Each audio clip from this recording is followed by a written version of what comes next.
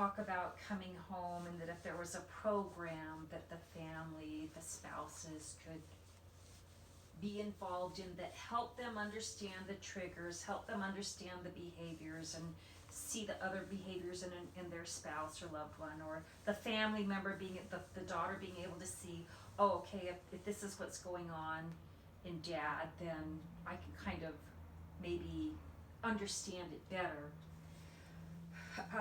I've in this whole project, I've talked with Christina Pollock at the Veteran Vet Center on Bank Drive, and I know there's several different modalities that they have available there. One thing that I'm familiar with is the organization NAMI, which is the National Alliance of Mental Illness, and they have several programs. They're the largest organization that works with mental illness, and they advocate in DC for policy changes. And they have a program called Homefront, which is a program that's only for veterans and their families. If you're not a veteran, if you're not a spouse or a daughter or a son of the veteran, then you can't be involved in that program. And it's based off of their family to family program, which is based off peer to peer, which is a 12-week experiential course to help people understand their triggers, to help them understand what causes mental illness, to help them understand why it's important to take medications, self-care, a myriad of topics, so that after the 12 weeks, you have a better understanding and you can deal with your own issues. The family can deal with the person that has the issues. And so Homefront is based on that. It's only 6 weeks and it's available online. It also can be held in a location. Do you think that something like that, do you think that veterans would be open to something like that if it was available here? Based on it's family orientated. My wife made the most improvements when her doctor and counselor included me into the therapy sessions on learning what triggers are. With it being on the internet, I can see several good things about that. Downside, how are you going to let veterans that never leave their homes that this is available? That's the downside. The upside is for us to get treatment through the VA, we have to go to the VA. There's a study, there's a thing about half the population of veterans in Idaho are not even registered with the VA. Okay, so having a way for them to learn about these things, and their spouses and their children and parents and everybody else, having a way for everybody to come together and learn the same thing at the same time, and would be amazing. I mean, it would truly be amazing. Like I said, the only downside I can see is how do we make those veterans that don't go to the VA aware of these programs. And I'm sure somebody can, figure that out. Facebook, making sure that veterans groups have that information so they can disseminate it out to the people on their Facebook pages.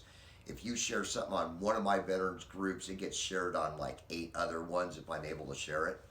And it's, from 1/16 to tankers to whatever.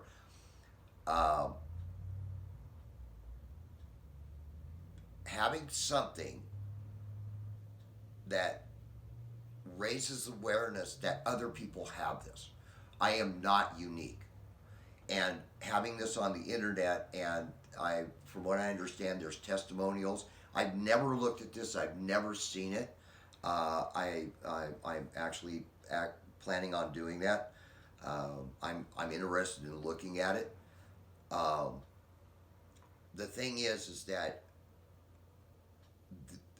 the younger people tend to use the internet. But based on experience, one of the biggest reasons why people have a hard time going to the VA is they hear the horror stories. some of those horror stories are, you know, not as bad as everybody tries to make them out to be. Other ones are. Uh, it's been 15 years since I've been in Iraq, and when I came home, I was assigned a doctor, and for 2 years I had that doctor. Next 5 years, I have no clue how many doctors I had because they hadn't hired one. Every 6 months, somebody new came in. So every 6 months, I had to explain the whole thing over and over and over and over and not really be able to work on anything. So what did it do to you as a human being and as a veteran when you have to regurgitate the experience over and over? For me, it was the reinforcement that I was a failure. I had a really good job before I went to Iraq. When I came home, I wasn't able to do that job, and it took a while. And all I could think of was how I was failing my family. I was failing as a father. I was failing as a husband. I didn't want to leave the house. And you get into the spiral that it just takes something miraculous to happen. In my case, it happened to be watching a show.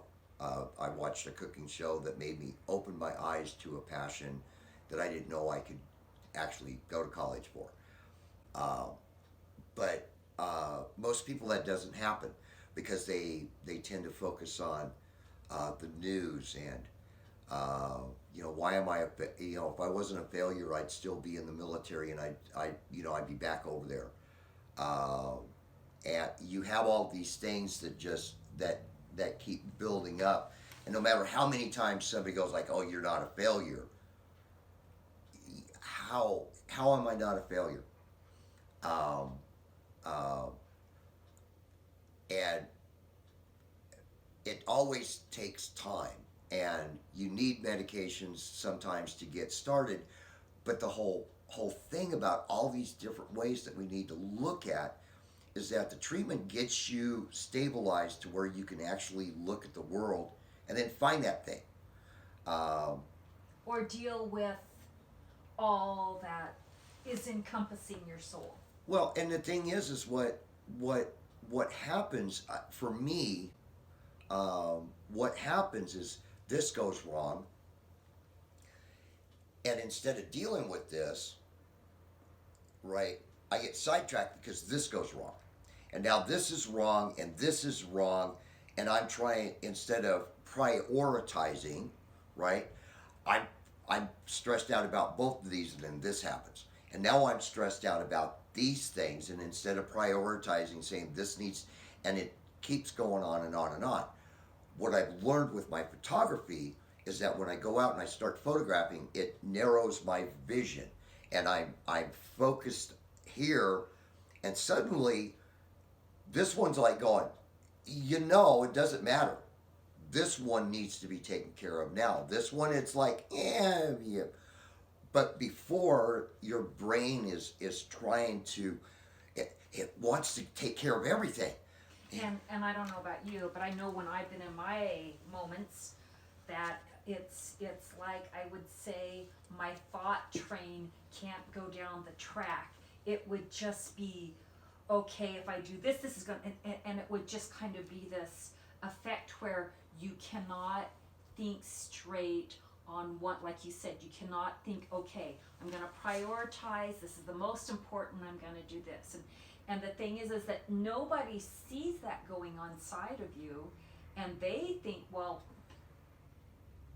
you idiot, why didn't you just do this? But because they don't understand that when you're in those moments, you cannot grasp, it's like a million fish in an ocean. You have to pull out each fish a little bit at a time.